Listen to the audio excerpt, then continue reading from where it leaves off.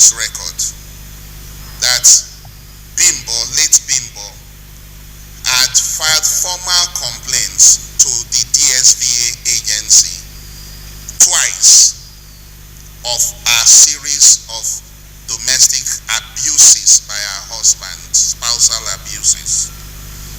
Now, having filed such complaints, we have the record where, and I'll share that with you, where at some point she was in distress, had even ran away to a hotel room, to a hotel. She was calling from there, she was in distress, and was calling a lawyer who was handling the case at the Domestic and Sexual Violence Agency to ask for our intervention, saying that I have sent you these petitions, what are you doing about it? You have not arrested him, you have not picked him up, all of those. Now, in that whole altercation, where you see that Bimbo is distressed, clearly, we have the audio, we will play it. You would see that the DSVA officer treated that incident, that discussion, that distress call with complacency and negligence, with the bureaucracies typical of a public service. This is disturbing because Lagos State government, Lagos State as a matter of fact, is that model state that has led in incidents, in fighting incidents of sexual and gender-based violence. They've been very exemplary. But again, we cannot, because of their record, ignore the instant case of Bimbo. On the website, on the Facebook page of DSVA, they wrote there, in the picture message there is, every incident of domestic violence, of sexual violence, has the potential to lead to murder. You can browse their Facebook page. Every incident of domestic violence has the potential to lead to murder. So if that is the message they put out, how come they refuse to proactively respond to a distress cry for help by Bimbo? Asking for help, instead they inundated her with complacency and the bureaucracies that is typical of public service. When DSVA was conceived, it was to expeditiously deal with issues of domestic violence. We will play the audio, then we will also give you, because we have taken the pains to transcribe the wordings of that conversation, so you see complacency.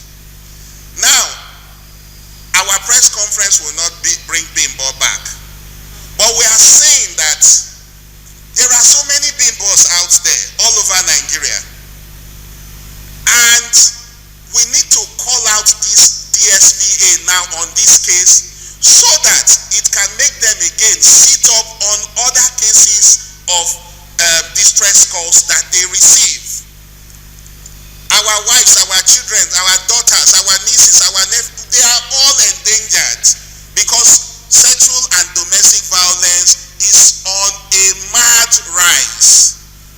And we cannot have an agency that is set up to expedite action, treat Bimbo's case as if Bimbo's life does not matter.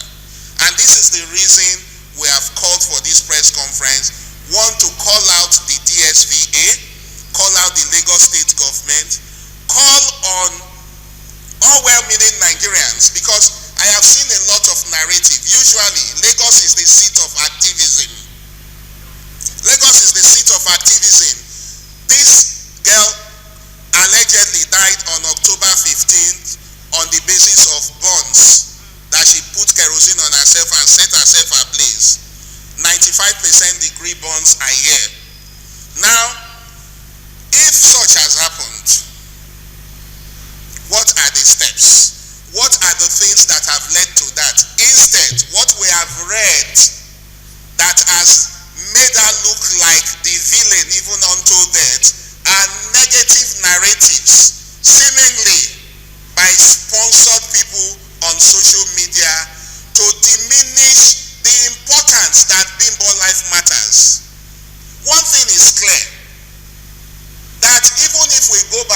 narrative that she's a junkie. Even if we go by the narrative that she herself was abusive, because we've seen a lot of stories. From our investigation, it is candid that she and her husband, Ogbonna, had a toxic and abusive relationship. That is even well documented on social media, even by evidence released by even those who sought to do damage control and demonize Bimbo. I do not know Bimbo from Adam. It's as though she's been victimized even in death. Because as a matter of fact, it would have been a different case if it was a case of a fire incident in a house and an accident happened. But like my colleagues have spoken, we have a clear case of somebody filming another human being while she was on fire. Whether she set herself ablaze or somebody else set her ablaze. And the fact that 3 years ago she had reported cases of domestic violence against her husband. So there are cases indicating that the marriage was bad and it is linked to the husband. It will be justice for everyone, every gender advocate, everyone who stands up against abuse of every form, to actually get to the root of the matter. And just like you said, we are holding the agency in charge of this accountable. Let us get results from this assault. Bimbo is dead, she cannot come back. But it is really, really sad that we do not get justice for people who have died from abuse, and the victimization continues for them even in death. So we demand answers. Even you, a human being, you have no right to take your own life. The Lord does not permit you to take your own life. So when a man's wife is on fire, and the next thing he needs to do, he has to do, is to take shots of it or video recording.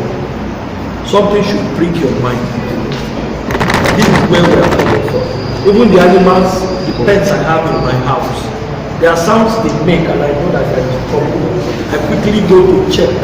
Not to talk of the man's wife who is on fire, maybe petrol or kerosene, which she poured on herself allegedly. And the next thing the husband has to do is to try to get evidence. What is he trying to protect? So it's very curious actually. And what we are saying is, let the law take its course. It's as simple as that. We have to investigate how they got to that. But we know that the immediate causes of that death must be investigated.